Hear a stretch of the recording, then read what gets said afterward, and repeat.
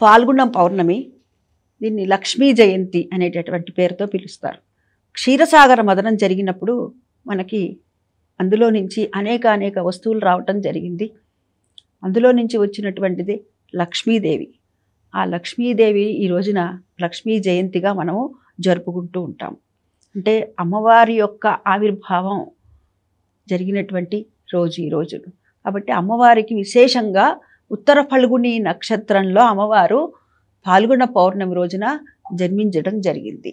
అమ్మవారికి చేసేటటువంటి పూజా కార్యక్రమాలు ఏ విధంగా చేయాలి, ముఖ్యంగా లక్ష్మీదేవి యొక్క అనుగ్రహం కలగాలి అని అంటే మనం ఏం చేయాలి, ఈ రోజున లక్ష్మీదేవి అనుగ్రహం కోసం మనం ఎటువంటి పూజ చేయాలి, ఎటువంటి పూలని సమర్పించాలి, ఎటువంటి నైవేద్యాలను సమర్పించాలి అనేవి మనం చూద్దాం. ఈ ఉత్తర ఫల్గుని నక్షత్రంలో జన్మించినటువంటి అమ్మవారు అంటే ఉత్తర ఫల్గుని నక్షత్రం ఉందా లేదా, ఫల్గుని నక్షత్రం ఉంటే సరిపోతుందా, ఇదిగా పౌర్ణమి ఘడియలు ముఖ్యంగా చూసుకోవాలి అని చెప్తారు పెద్దలు. ఈ పౌర్ణమి రోజున అమ్మవారికి లక్ష్మీదేవికి పూజ చేసుకోవాలి. షోడశోపచారాలతో కానీ పంచోపచారాలతో కానీ మనకున్నటువంటి సమయము శక్తానుసారంగా మనం పూజ చేసుకోవటం. పూజ చేసుకుని ముఖ్యంగా పూజలో అమ్మవారికి చేయవలసినది ఏమిటయ్యా అని అంటే పసుపు నీటితో అమ్మవారికి అభిషేకం చేయాలి.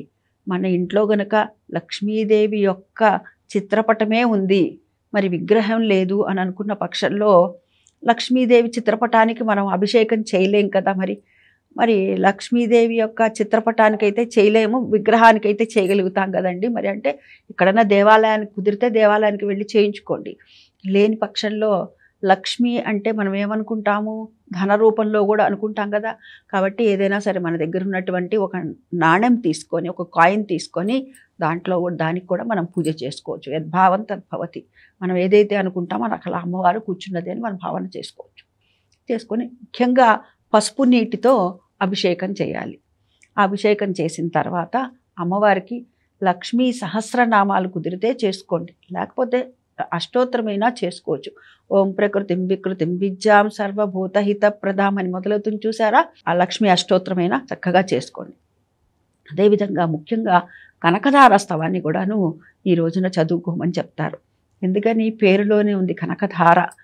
కాబట్టి మనకు కావాల్సినటువంటి ఆ అమ్మవారి యొక్క అనుగ్రహం, మనకున్నటువంటి ఈతి బాధలు ఏవైతే ఉన్నాయో అవన్నీ కూడాను పటాపంచలవ్వాలంటే అమ్మవారి యొక్క అనుగ్రహం మనకు కలగటం కోసమని అమ్మవారికి ఈ కనకధార స్తవాన్ని కూడాను చదవండి.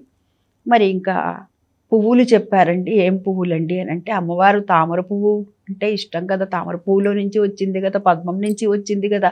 కాబట్టి కుదిరితే మన దగ్గర తామర పువ్వులు ఉంటే, పద్మాలు ఉంటే పెట్టండి. చాలా ఖరీదు ఉన్నాయి పద్మాలు. కాబట్టి మనది మారేడు దళాలు ఉంటాయి చూసారా, అవి అమ్మవారికి చాలా ప్రీతి. ఎందుకంటే లక్ష్మీ నివాస స్థానాల్లో చెప్పబడింది ఈ మారేడు పత్రి అనేటటువంటిది. అంటే 3 ఆకులతో కూడినటువంటి దాన్ని దళం అని అంటారు. కాబట్టి ఈ మారేడు దళాన్ని తీసుకొచ్చి లక్ష్మీదేవికి సమర్పించండి. సమర్పించిన తర్వాత దాని మీద కొంచెం పసుపు కుంకుమ వేసి మన దగ్గర ఉన్నటువంటి ఏవైనా సరే సుగంధభరితమైనటువంటి ద్రవ్యాలని వాటిని అమ్మవారికి సమర్పించండి. అంటే మంచి వాసనతో ఉన్నటువంటి ఏవైనా పుష్పాలని, మన దగ్గర ఉన్నటువంటి పుష్పాలని సమర్పించటం.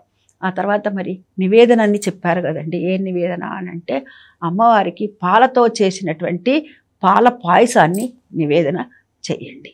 కుదిరితే సాయంత్రం పూట చక్కగా చంద్రబింబం ఎక్కడైతే చంద్రుని యొక్క కిరణాలు పడుతూ ఉంటాయో అక్కడ మనకు దాదాపుగా అక్కడ బాల్కనీలో తులసి కోట అనేది పెట్టుకుంటూ ఉంటాం కదా, అక్కడ కూర్చొని లలితా సహస్రం చదువుకొని కుదిరితే పాల పాయసాన్ని నివేదన చేయండి.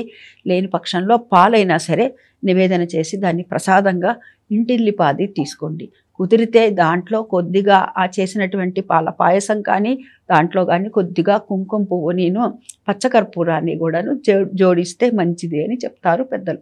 లక్ష్మీదేవి అనుగ్రహం కోసమని లక్ష్మీ జయంతి రోజున మనం ఈ విధంగా అమ్మవారిని పూజించినట్లయితే ఆ లక్ష్మీదేవి యొక్క అనుగ్రహము, ఆ తల్లి యొక్క కృప మన మీద వర్షిస్తాయి.